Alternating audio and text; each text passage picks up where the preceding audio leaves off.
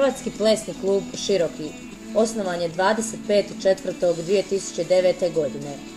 Sastoji se od škriparica i škripara prvog kluba nastalog u BiH sa akrobatskim plesom i breakdance škole Life for Beat klub.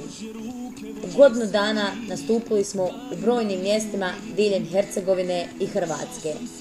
Neki od njih su Posušje, Kočerin, Grude, Sovići, Čitluk, Knešpolje, Mostar, Gacko, Čakovec, Makarska. Sudjelovali smo na 3 bosansko-hercegovačka turnira i prvenstvu Hrvatske u Čakovcu. Osvojili smo ukupno 12 zlatnih, 1 srebrenu i 2 brončane medalje.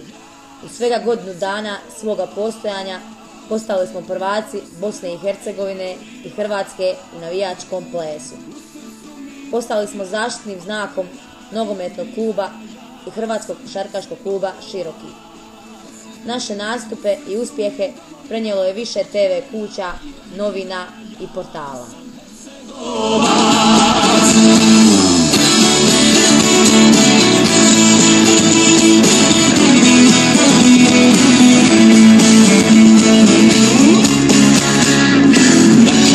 Ja sam rođen i od Božje ruke vođen, svaki dan da ljubim. Prošao sam svijeta pola, od radosti pa do bola, pjevam i kad gubim. Glas me zove iz daljina, evo majko tvoga sina, krv je moja od kamenih vena.